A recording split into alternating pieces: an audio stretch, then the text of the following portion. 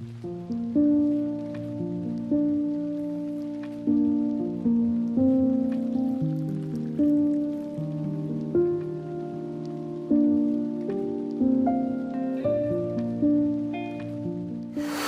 बांझपन आपकी निसंतानता का कारण हो सकती है।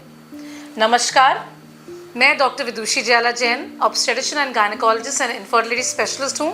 और आज हमारी आईवीएफ सीरीज़ में हम जिस टॉपिक के बारे में बात करेंगे वो है मेल इनफर्टिलिटी या पुरुष बांझपन। जब एक कपल 1 साल तक यौन संबंध धारण करता है और गर्भ धारण करने की कोशिश करता है, लेकिन अगर वो 1 साल के बाद भी विफल होता है, तब हम ऐसे कपल को इनफर्टाइल कपल का लेबल लगाते हैं। मतलब कि हम कहते हैं कि कुछ ना कुछ कमी है या तो स्त्री में या पुरुष में कि ये कंसीव नहीं कर पा रहे। ऐसे कपल्स को आगे चल के सारी जांचें करवानी पड़ती हैं और उसके बाद कारण का पता चलता है। कई बार हम देखते हैं कि महिला के तो सारी जांचें करवाई होती हैं, लेकिन कई बार जो पुरुष है, जो मेल पार्टनर है, उसकी कोई भी जांच नहीं होती है।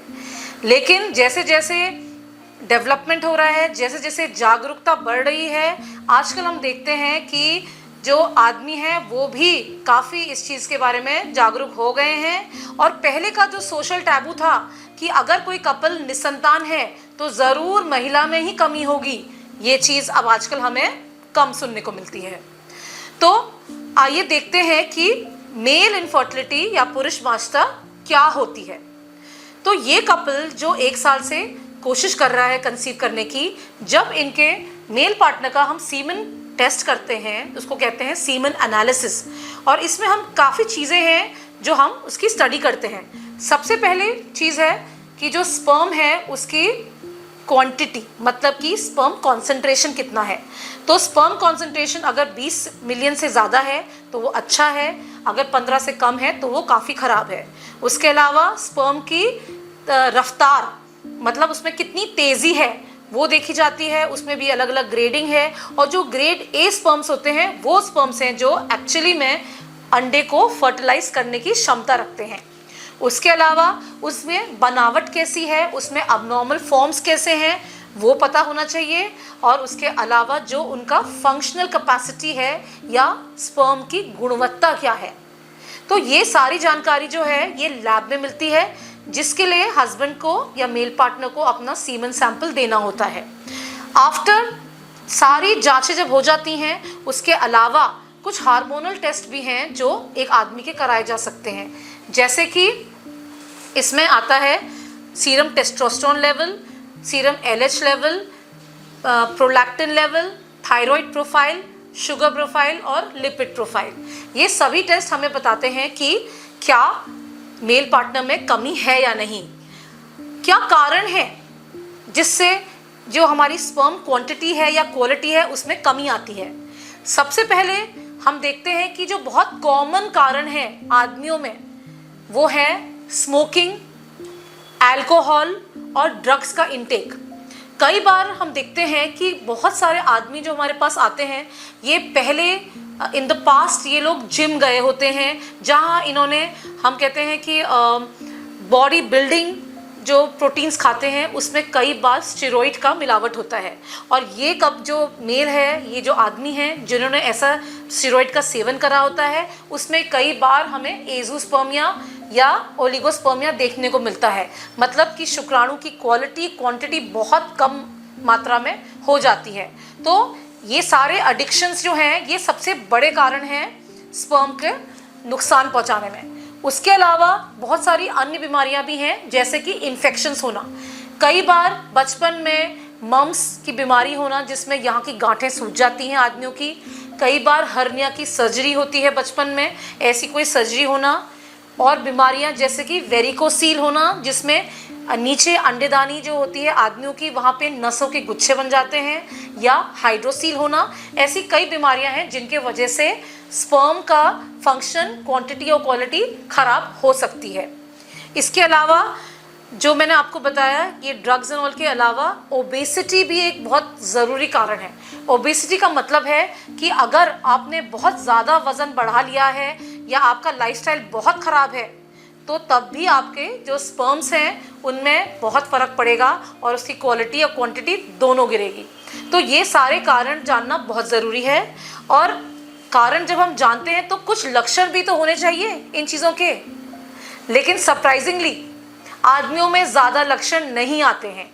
अगर हम फीमेल इनफर्टिलिटी की बातें करें और फीमेल्स में निसंतानता के कारण हैं, अगर हम देखें तो ज़्यादातर जो कारण है जैसे ट्यूबरकुलोसिस, एंडोमेट्रियोसिस, उसमें कहीं ना कहीं बहुत सारे लक्षण औरतों में पाए जाते हैं, लेकिन पुरुषों में सरप्राइजिंगली ज़्यादा कोई लक्षण नहीं मिलते। इसलिए कई सारे पुरुष इस चीज़ से अनअवेयर होते हैं कि सच में हमारे सीमन में दिक्कत है। असलियत तब सामने आती है जब मेल पार्टनर का टेस्ट कराया जाता है।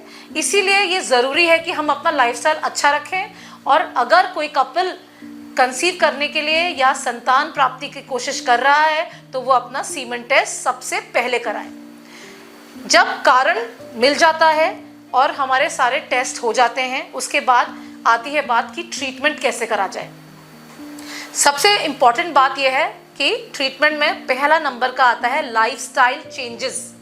अगर आप स्मोकिंग ज़्यादा करते हैं, अल्कोहल ज़्यादा पीते हैं, तो ये दोनों चीज़ें क्या करती हैं, आपके स्पर्म की गुणवत्ता कम करती हैं, क्योंकि ये अंदर जाके उसके डीएनए को डैमेज करती हैं और ये शुक्राणु फिर आगे चलकर एग को फर्टिलाइज नहीं कर पाते और आपका बेबी नहीं होता है।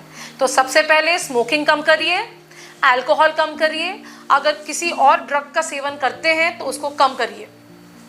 इसके अलावा अगर आपका कोई ऐसा व्यवसाय है जिसमें बहुत ज़्यादा गर्मी है या आप केमिकल एक्सपोजर है आपको, तो आप अपना काम चेंज करिए या अपना केमिकल एक्सपोजर या हीट एक्सपोजर भी कम करिए, राइट। उसके अलावा थर्ड थिंग है अपना पहनावा। कभी कभी बहुत ज़्यादा टाइट क्लोथ्स की वजह से भी आदमियों में भी दिक्कत आ सकती है, और इसलिए अपने कपड़े ढीले पहनिए। अदर देन दैट बाकी ट्रीटमेंट जो है वो आपकी जांचें हुई हैं, अगर उसमें कोई कमी है, जैसे कि आपका टेस्टोस्टेरोन लेवल अगर कम है, या आपका थायराइड लेवल ख़राब है, या आपको डायबिटीज़ डायग्नोस हो गई है, या आपका लिपिड ज़्यादा है, तो इस तरीके से आपकी जितनी बीमारियां निकली हैं उनका भी इलाज करा जाता है, जिनके लिए कई सारी दवाइयाँ उपलब्ध हैं। ये दवाइयाँ एक तो बीमारी की जड़ तक जाके उसको ठीक करती हैं, उसके अलावा हमारे पास बहुत अच्छी अन्य दवाइयाँ भी हैं जिन्हें हम एंटीऑक्सीडेंट्स कहते हैं। ये एंटीऑक्सीडेंट जो हैं मल्टीविटामिन्स होते हैं और ये आपके शुक्राणु की गुणवत्ता बढ़ाते हैं, और जो कारण हैं जैसे स्मोकिंग, अल्कोहल, ड्रग्स और अदर केमिकल अफेक्ट जो हो गए शुक्राणु पे, ये उसको काटते हैं और एक अच्छा फंक्शनल स्पर्म पैदा करते हैं। इसके अलावा बहुत सारी अन्य दवाइयाँ हैं जो स्पर्म की मात्रा बढ़ाती हैं, जिसे एक औरत को, जैसे हम अंडे ज़्यादा मात्रा में बनाने के लिए ओव्यूलेशन स्टिमुलेशन करते हैं, उसी तरीके से कुछ हमारे पास दवाइयाँ हैं जो स्पर्म का नंबर और क्वांटिटी भी बढ़ाती हैं, साथ साथ में इसकी क्वालिटी और गुणवत्ता भी इम्प्रूवमेंट करती हैं, और इसके जो रफ्तार है वो भी बढ़ाती हैं। तो जब इन सारी दवाइयों का कोई आदमी सेवन करता है और अपना लाइफस्टाइल अच्छा करता है, प्लस रेगुलर एक्सरसाइज और अपना वज़न कंट्रोल में करते हैं, तो ऐसे जो पुरुष होते हैं वो अपनी वाइफ को एक गर्भ धारण करने में सफल होते हैं।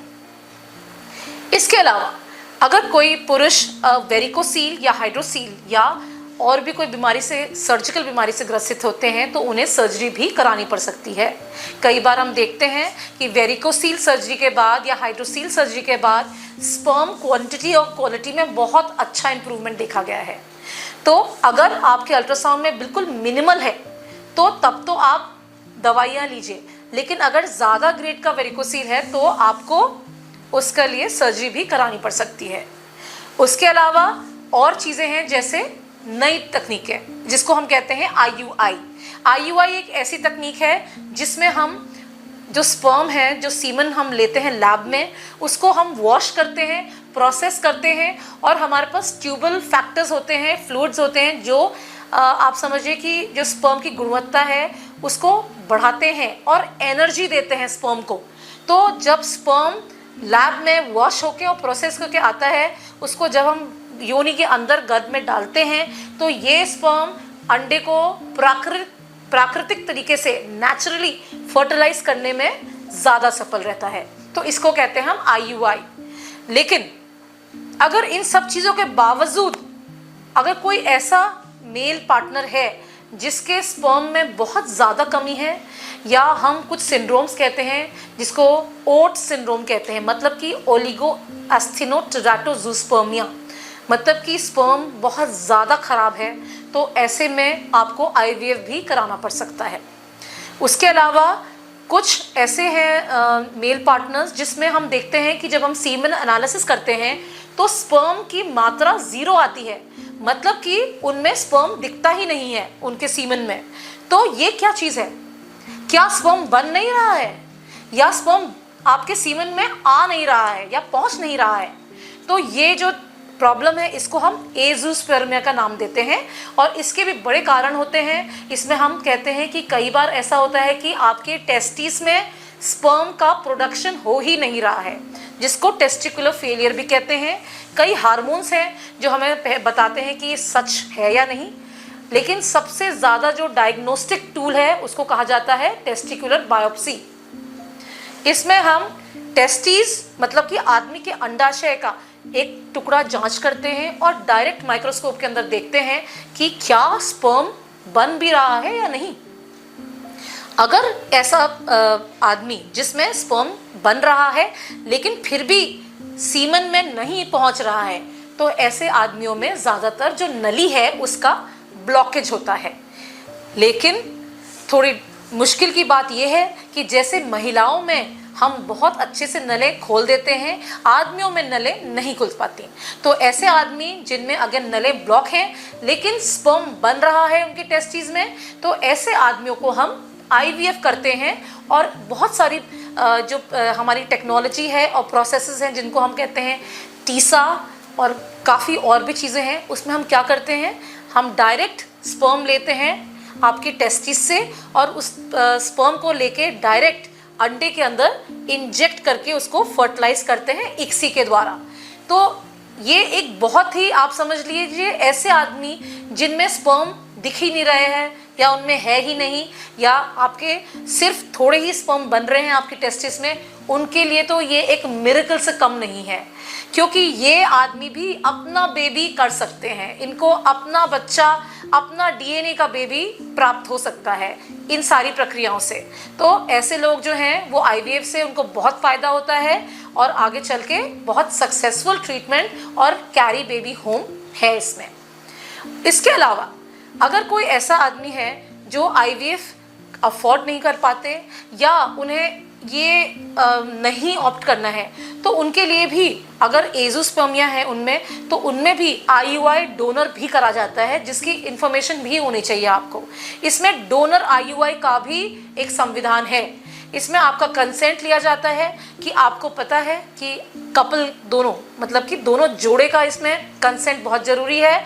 अगर महिला भी चाहती है कि कोई डोनर, अननोन डोनर सीमन हम सीमन बैंक से लेकर उनके गर्भ में IUI के द्वारा डालें जिससे बच्चा उत्पन्न हो, लेकिन जिसका DNA सिर्फ माँ का और अननोन डोनर का हो, तब कंसेंट के बाद हम ये भी प्रक्रिया कर सकते हैं। तो ये सारे ऑप्शंस अवेलेबल हैं एक ऐसे पुरुष के लिए जिसे मेल इनफर्टिलिटी की प्रॉब्लम है। तो ये सारी जांचें जो हैं ये होनी चाहिए। अगर आपको वेरिकोसील या कोई और प्रॉब्लम है, उसमें स्क्रोटल अल्ट्रासाउंड्स द्वारा भी आपको मदद मिलेगी, और ये सारे ट्रीटमेंट जो हैं इससे आपको डेफिनेटली एक हेल्दी बेबी की प्राप्ति हो सकती है। तो thank you so much and take care. नमस्कार।